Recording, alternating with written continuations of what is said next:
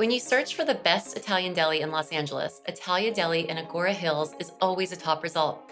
It's an enduring old school classic that's been serving the Conejo Valley since 1981. Today on Conejo Valley Visionaries, we're sitting down with Marisa DeFalco, who, along with her three siblings, helps run the beloved family owned institution. This was one of our most requested interviews, and for good reason. In this heartfelt conversation, Marisa shares what it was like growing up behind the deli counter, balancing a career and education while running a family business, and the unforgettable moment when she and her family and team won the lottery. We'll explore the rich traditions that define Italia Deli, the challenges of keeping those traditions alive in a changing world, and how a small deli became a cornerstone of community, connection, and quality. She also teases a possible second location in the Conejo Valley. Whether you've been a regular at Italia Deli for decades, new to the area and want to try a classic, or just love a good origin story, this one's for you. If you enjoy this episode and find value in the podcast, please leave us a 5-star review and rating. This helps more people find the podcast, and therefore each story can reach more folks in the Conejo Valley. Hey, Marisa, thank you so much for being with me today on Conejo Valley Visionaries. Hello. I am thrilled. I mentioned to you off air that Italia Deli and your story has been highly requested from the community. And I am one of very few people that I've met who live out here who had not been to Italia Deli until recently. So I am excited to hear your story. And as one of like the long-standing businesses in the area, I can't wait to hear how it all came to be. So what we like to do here on the podcast is really kind of take it back and understand, what did you want to be when you were growing up, and what did you end up deciding to study or pursue?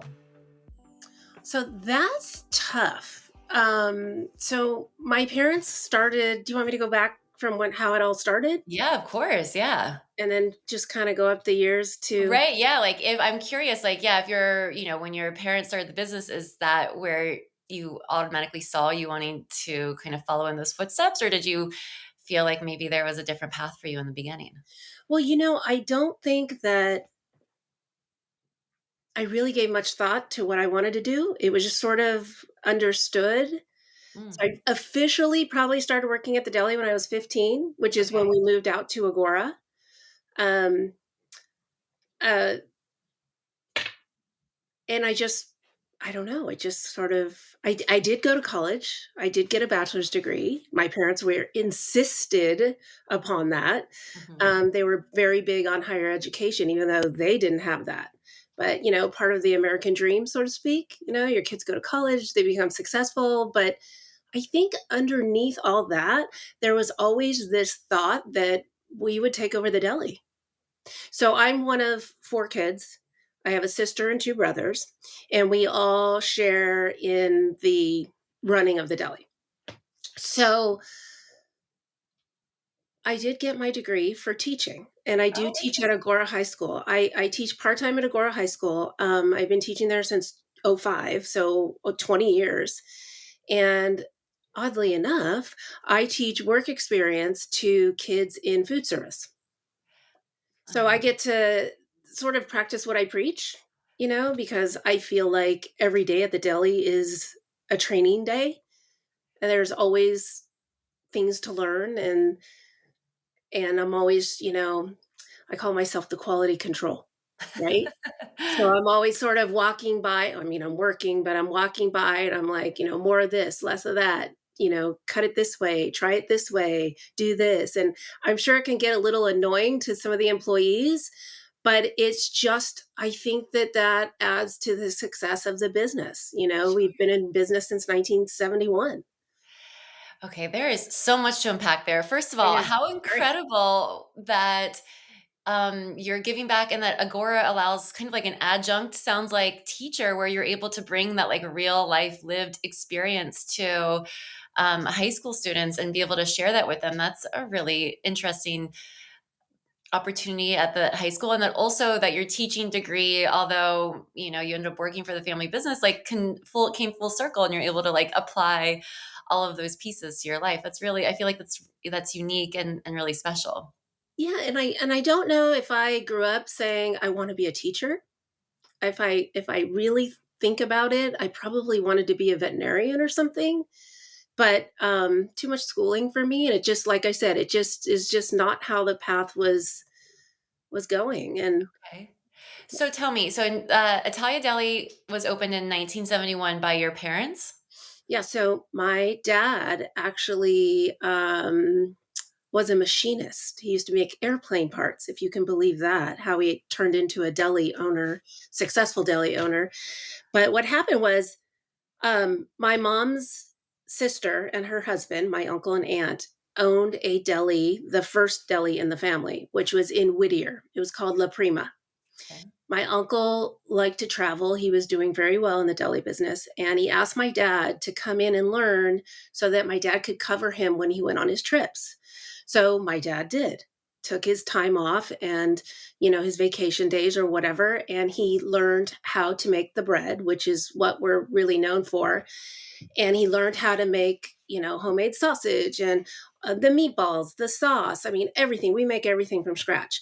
So he learned that and he realized that, wow, this is really cool. And it was a lucrative business. When you needed things back then in 1971, when you needed Italian olive oil or you needed Italian sausage or prosciutto or things like that, you couldn't get it at Vaughn's.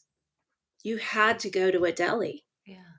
So my dad said to my uncle when he came back from one of his trips, he said, I want to do this. And my uncle said, that's fine, but you have to be at least 45 miles away because he figured that he had clients from about a radius of 45 miles.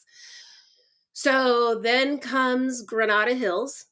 My dad took my Uncle Phil as a partner because my Uncle Phil had experience in the cheese business. He worked for Sierra Cheese Company. And the two of them opened Granada Hills in 1971. So my uncle kind of ran the front, my dad kind of ran the back, doing all the baking and the cooking and all that kind of stuff. And my uncle did all the ordering of the meats and cheeses because he knew all that stuff. And, 10 years later in 81, we opened Agoura together. And then some years later, my uncle retired. And that's when they split the partnership on good terms. So my cousin still owns and operates Granada Hills, and then my family runs Agoura. So the uncle in Whittier is a different uncle. Yes. Okay. And is the Whittier location still open, or is La Prima still open? No, Okay. no. My aunt and uncle have since passed, but they sold the business long before they passed. Yeah. So Okay. yeah. Well, but how interesting that your father and your other uncle have been able to keep sort of this early deli tradition alive its own way. S- So where was your dad? So I love this like sort of boundary. You've got 45 miles. You have to be away from the original location. So where was your family living at that time? Were they in Granada Hills, or how did Oh, no, they? I was born in Whittier area. Okay. So we lived close to the La Prima was the name of the deli in Yeah. Whittier. And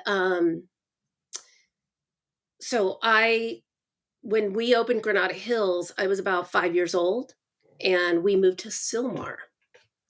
So I Okay. actually grew up in Sylmar. And then in 81, 82, probably a little bit after Agoura opened, we moved to Agoura Hills. So we've been in Agoura Hills we've lived in Agoura since around 82. Okay. And what was the thinking there? I'm always curious. I've only lived out here for 4 years, and I'm always interested like how people sort of like migrated to this area where did they grow up here or how they landed here? So what was the draw to Agora? Was that another sort of like, here's our, we have to stay this far away from the Granada Hills location, and Agora just happened to be a beautiful place to do that? No, actually. So what happened was next door to the deli in Granada Hills was a vacuum cleaner store. Okay. And that guy opened in Agora, like probably a year or so before.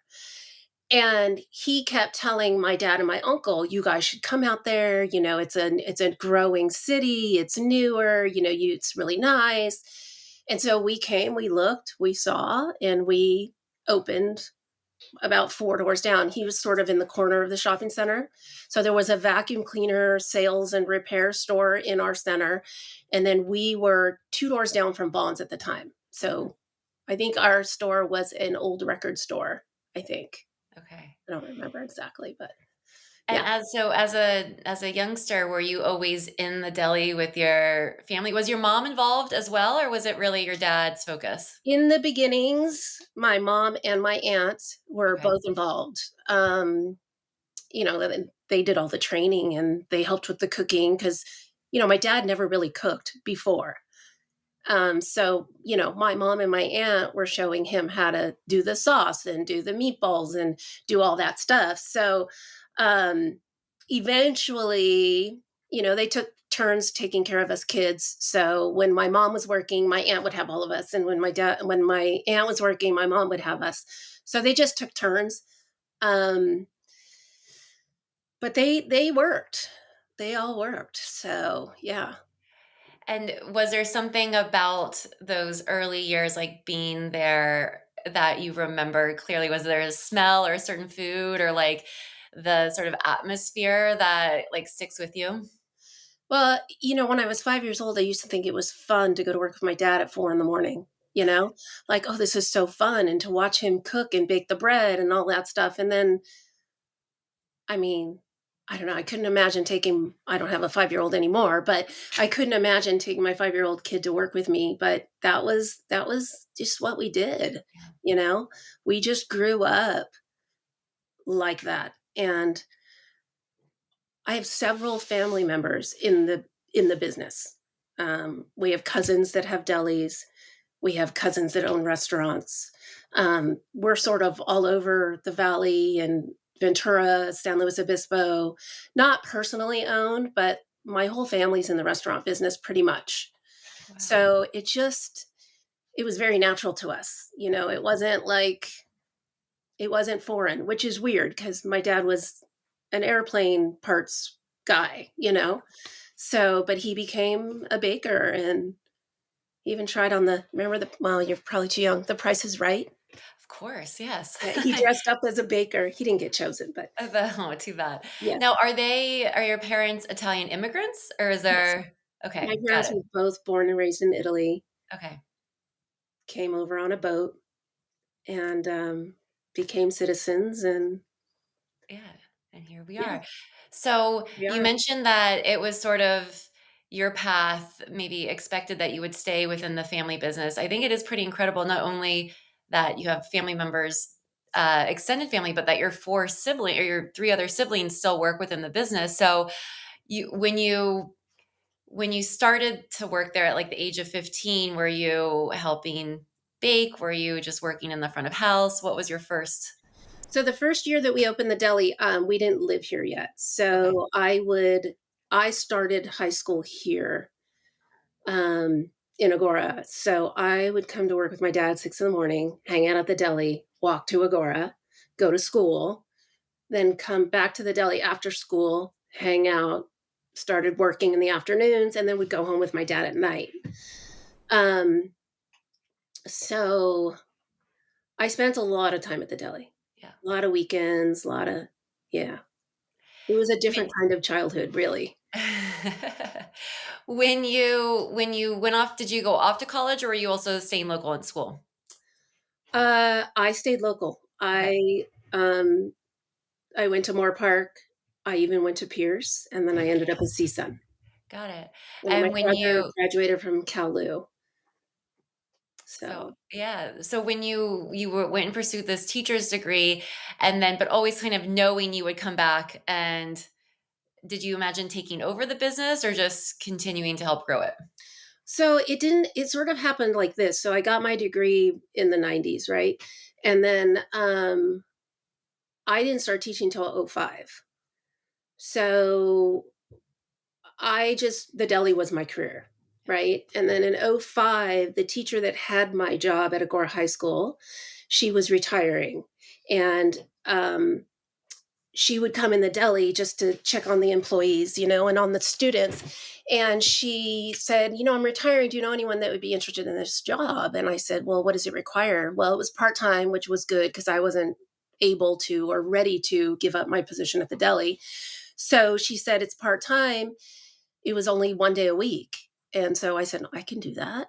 And next thing I know, we set up They set up an interview. 2 weeks later, I was hired. So that was in '05. So I graduated in like the early '90s Yeah. from college, but didn't start teaching until '05. And that was sort of just, and it is a part-time thing for me.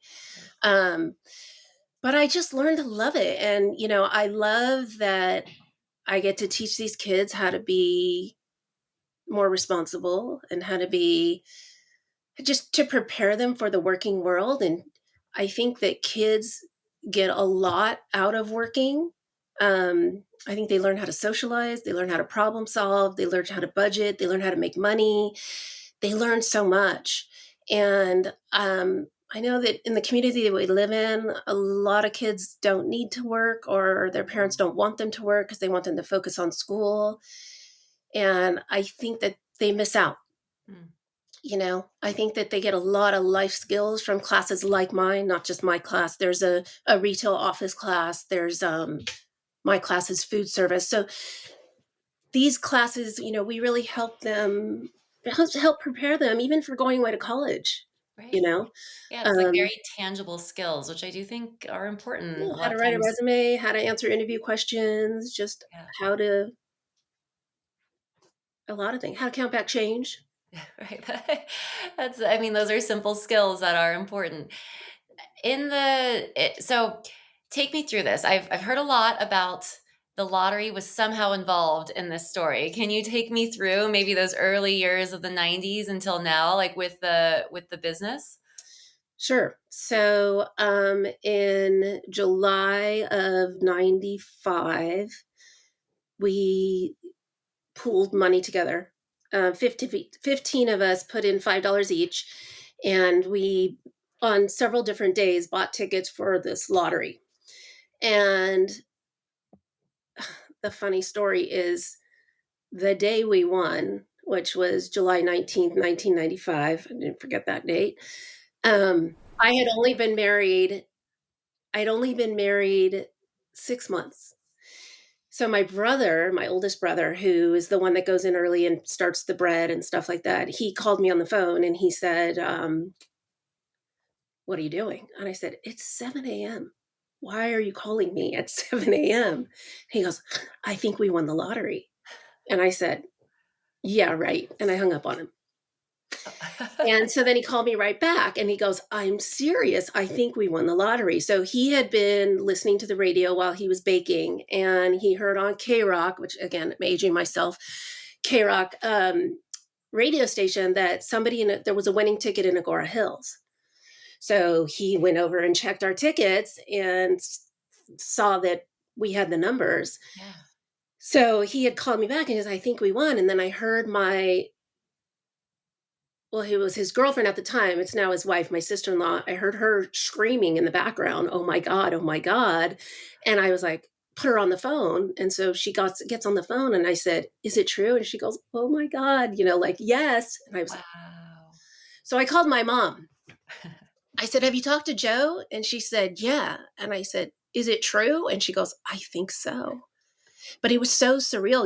I mean, Right, I like that you had to, like, get others to confirm. yeah, I mean, and I still wasn't convinced. So Yeah. I hung up the phone and I looked at my new husband, 6 months, and I said, "I think we won the lottery." And he goes, "Yeah, right. I'm going to work."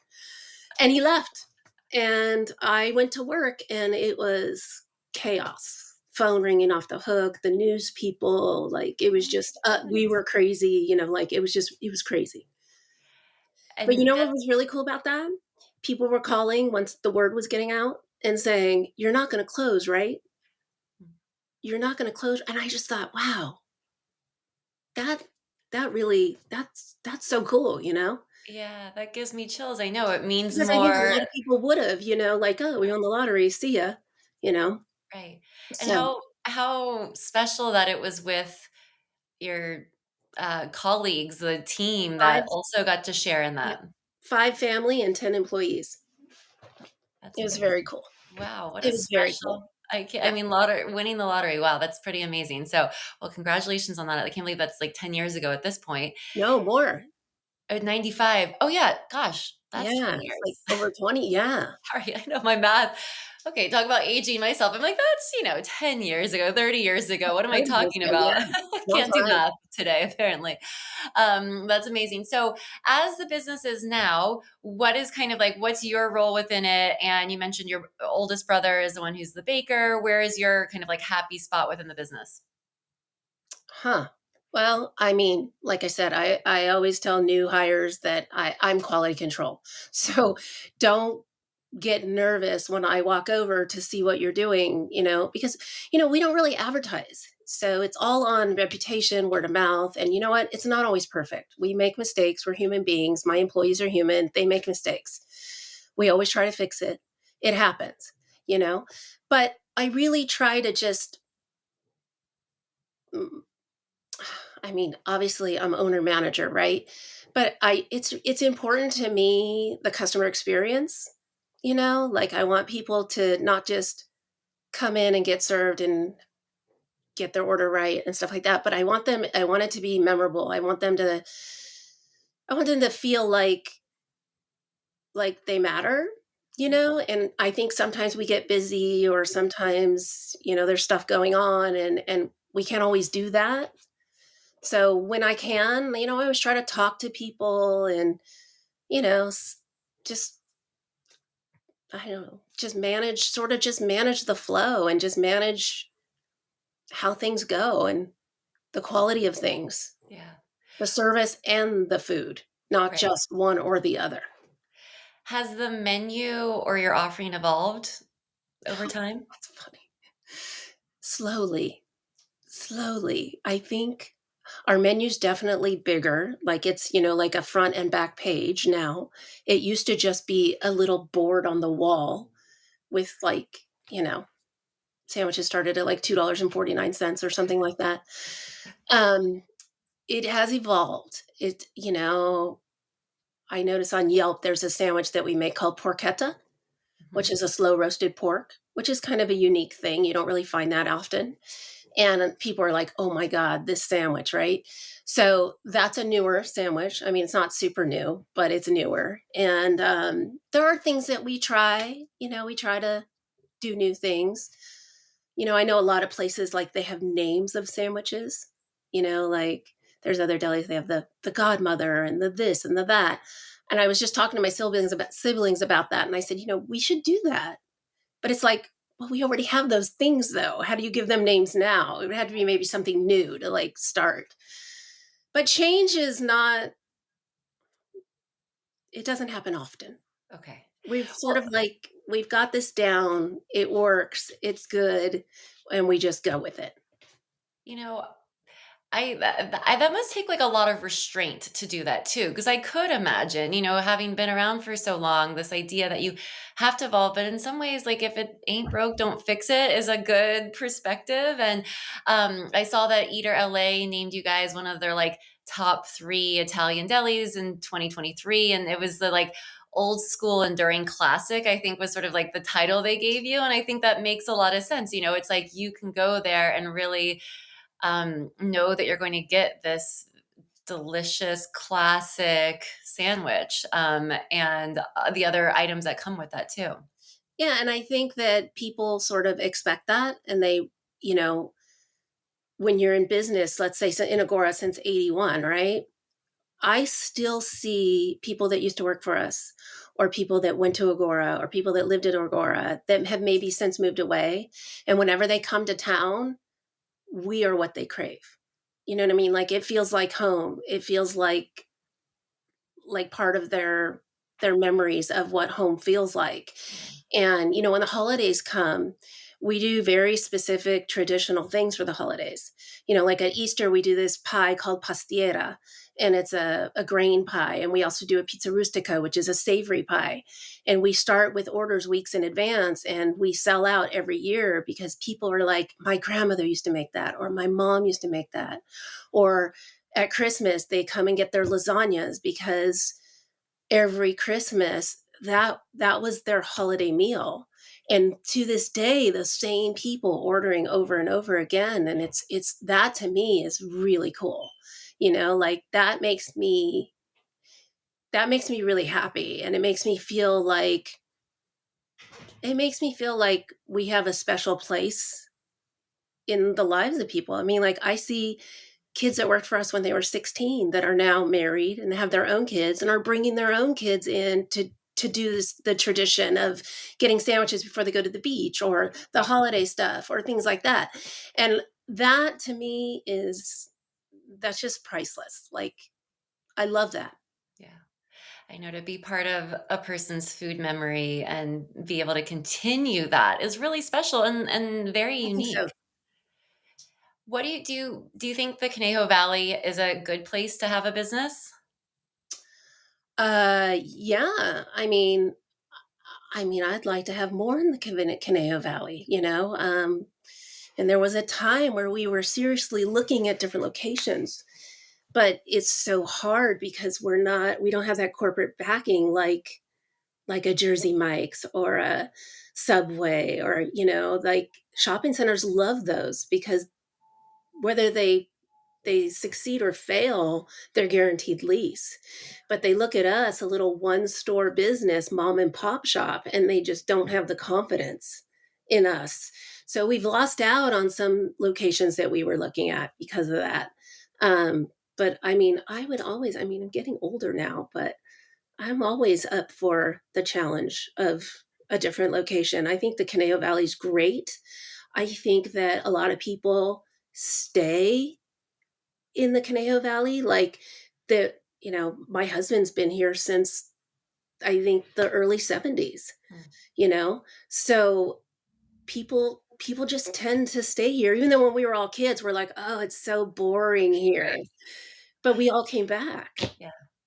So we Yeah. all came back to raise our kids, you know? So I think the Conejo Valley's great, and I can't imagine being anywhere else, really. What are you most proud of with what you have created or what your family has created in the enduring I business? think, my parents came to this country because they were poor, and they let me mention their names, by the way, too. So it's Benito is my dad, named after Benito Mussolini, not by choice, but for money and food. Hmm. And my mom is Gina. And they met here in the United States. They were young when they came here. So I look at what my dad has done, and I think what I'm most proud of is continuing to succeed at what he created, and the risks that he took. I mean, he was making at great money as a machinist, great money for that time. I mean, it's how he got money together to start his own business. He was very successful at what he was doing, and he has lived the American dream. And I think it makes all of my siblings and myself, and I speak for them, I'm sure, that we have carried the torch for him, and he's so proud. He just turned 88, and when he just lights up, he wears his deli shirt everywhere he goes, and people always say something to him. "Oh, I are you the owner, or do you know them, or do you go there?" And he's like, "Oh, that's my kids. My kids Mm, run that store." And I love that. I love that he's proud of us. I love that we did right by his idea, that his dream. yeah. So I think that's special. What's it like to work with your siblings? I'll tell you this, we don't always agree. We have different managing styles for sure, but I think the recipe of all of us together sort of make it go round. Do you know what I mean? Mhm, you Like, complement each other? I just think, there's one of us, I won't mention names, but there's one of us who's by the book, and then there's some of us that are more lenient, and then there's some of us who are just the people person. We call him the PR guy, and then there's the working girls, you know. But it all it all works. And again, it's not perfect. We have our moments, But I'll tell you this, the important part of all that is when we're together outside of work, we all get along great. That's that's So, if we can get along the holidays and birthdays and we do Sunday dinner at my mom's house and we do there's a couple nights a week where we're all at my mom's house for dinner and we laugh and we joke around and we get along great. So, again, we're different types of managers for sure and we have different ideas. But at the end of the day, it's all good. yeah, that And sounds it's like actually cool because I don't know many people who could say that, I and I know people who don't talk to family members, and I know, you know, and I think, I mean, geez, I see my family members every single day of the week, I you can't. know? Yeah, that's a really and it's one thing maybe working with one family member, but 3 siblings plus I'm sure you have your parents, And I have nieces and oversight in nephews some that work ways. there. Yeah, so I mean, the kudos to you guys for being able to pull that off and still have a personal relationship. And I mean, it sounds like success in my mind to be able to do all that and still feel really good about what you are putting out there and that you're able to have that familiar relationship is really special. I agree. Yeah. Yeah. With that though, what has been maybe one of the biggest challenges? Not necessarily within your sibling relationship, but overall running the business? I think being open 7 days a week is rough. Mm, I think even on employees, I mean, the employees get their time, their days and their days off and stuff, but I think for us as owners to have to juggle 7 days, it's a little consuming. It's a lot, actually. yeah. Um, like we close on like holidays like, 4th of July and Memorial Day and Labor Day, and we close on those days. And when we have that, it's nice. I feel like everybody can sort of recharge and get that extra day off. But I think being open 7 days is tough. I think that dealing with pricing is tough. Yeah. Foods prices going up, and you know, I mean, how much higher can you go? Right. You know what I mean? Like with sandwiches, for example. I mean, on other things, I think people are more understanding of pricing. But you got these $5 subs at certain places, and then our smalls are $13. Yeah. So people who know us know that what you get for that is way more than what you get on other places. The amount of meat we put, the quality of the meat, the homemade bread, just all of that. I think that people are more understanding and really don't even bat an eye sometimes because they know what they're getting for that money. And you'll be full for hours. You'll be full for hours, Oh, like yes. I say, I'll go buy a $13 smoothie and, in a cup this big that's fruit and juice, and I'm hungry in a half an hour, you know? So at least for $13, you're going to be full Yeah, you're gonna be and you're satisfied, going and to be that's happy, pretty good. Mhm, happy exactly, and right, full. Yeah. right. How would you what do you think sets, like, Italia Deli apart from other delis or even sandwich shops? Well, I think it's our homemade bread. Mm, And I think that just is the game changer for everything because you can get boar's head meat at a lot of places. And I feel like,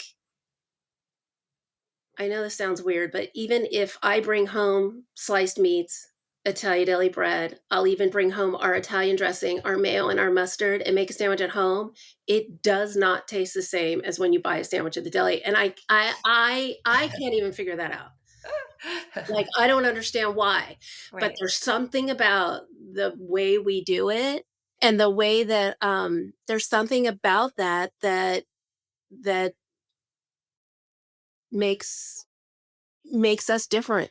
You mentioned that it's really the bread that makes the sort of difference in terms of your sandwiches or one of the key differences. Is it still the recipe that your dad had learned from your uncle? Yes. Oh, wow. Yeah, still the same recipe. That's incredible, and I know that there's the hard roll and the soft roll. What are the differences?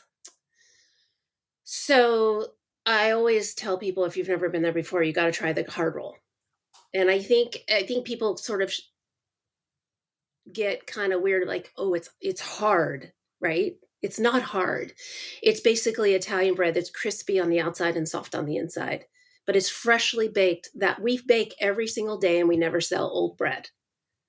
So if we have bread left over, we turn it into garlic bread, or we turn it into croutons, or we turn it into grated breadcrumbs, because we make our own meatballs and we fry our own chicken cutlets. And so we use the bread. They should try the hard if they've never Try the been. hard roll. Try the hard roll because it's fresh. It's just crispy on the outside, soft on the inside, and then the soft roll is just soft all the way through. Okay, Exactly the same recipe, but different crust. got it. Yeah. Yeah, I had the hard roll with the provolone and turkey. Oh, so delicious. Oh, good. Yeah. There's so many, like, people go, "Oh, you're probably sick of the food." No, I'm really not. I still eat the food. I can make a different sandwich every day. I can do it like, there's so many combinations. It's That's endless. a right, I was gonna say you can do it in so many different ways. Um, so you mentioned you still have kind of a desire to open new locations. What do you see or as a family, what do you guys see as the vision for Italia Deli? Huh. We haven't really talked about it lately. Um, we would probably try to open one more, um, and see how that goes. I don't know how some people do it. They open, like, 5 locations of different I don't know how they do it. But, I mean, we're always thinking about it. We don't have anything in the making right now. We have people that are kinda looking for us, but it's hard because, again, you have to find the right spot, and you have to make sure there's no other deli or sandwich shop or, in that center, and some of those chains, they're everywhere. They're in every center. Right. So it's hard, it's hard. But I see Conejo, such a Malibu, fit. we'll see. Oh, yeah, that's a great idea too. I know, I love that it's like a beach treat too. Although I am always surprised, again, I'm relatively new, but that CLU, I could just imagine like college students, like that whole area being such a smart place for a business like yours, where people, like they love a delicious, easy food, but high quality, somewhat disposable incomes. I love Thousand Oaks. That's where I lived when I first got married. Thousand Oaks is great. I love it out there. But even, Moore Park, Simi, Yeah, you know, we gotta be careful going Simi because, like I said, we have Granada family Hills. delis on that end of the valley. Got So, it. Okay. Be mindful of it. Well, I have a couple just quick fire questions for you. uh-oh. First of all, I know there are many ways to eat at Italia Deli, but do you have currently either a favorite sandwich or a favorite item that you recommend that one of us go and try and that is your favorite thing? Okay, so sandwiches. If I'm doing a sandwich and I wanna be on the healthy side, it would be like honey turkey and cheese. If I wanna be Italian and have something Italian, I'll do imported prosciutto with caprese, the little bit of balsamic glaze and pesto. That would be another good one. Um, I think those are my 2 top favorite sandwiches. Okay. And what about pre-prepared? What about the prepared food? Meatballs. I didn't realize that you were making those there. I got to go try them. Yeah, so our meatballs are all beef. They're really, really, really good. Um, I love our meatballs. Our chicken parm's really good. I mean, like I said, our Yeah, eggplant parm's really good. I mean, it's just right. I You said can't the go only wrong. thing that is not my thing is I'm not a spaghetti person, like, at home or at anywhere. I don't understand the fascination with spaghetti. I'm a terrible Italian for saying that, I'm Yeah. sure, but I'm not a spaghetti girl. Okay. Well, that's I like fair. rigatoni, stuff like that. Yeah, different pastas. Yeah. What's your favorite thing to do in the Conejo Valley? Oh, goodness. Um, I don't know. I garden a lot at my house. That's my favorite thing to do on the weekends. I like going to these farmers markets. I like open farmers markets. Um, I don't know. Yeah. That's a tough one.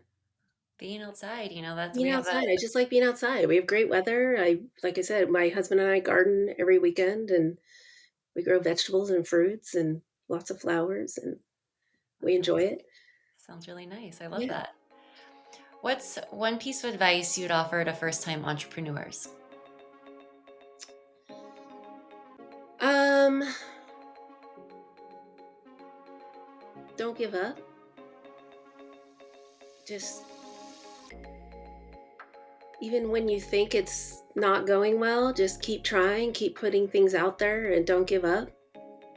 I think that I see it in a lot of my students, like I can't do this. They give up so easy.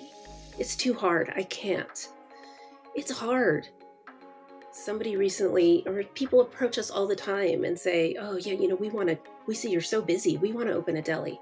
Oh my God. It's not that easy. It's hard. It's hard work, and it's sacrifice. But it's totally rewarding too, you know? But you can't have just one or the other, I don't think. It's definitely a mixed bag for us. It's all of those things. Sometimes it's super stressful and it's super hard and things aren't going right, and it's just you just don't give up. You just keep going. Yeah. Is there a moment in particular over the past several decades in which you thought you would give up and you pushed through? Well, COVID was scary. Like COVID was so many places closed down. I mean, people that I knew that had new restaurants and stuff. It was so sad. Um, and I think that, you know, I think that that was probably the hardest thing. And we were so busy because we were considered essential because we have the groceries.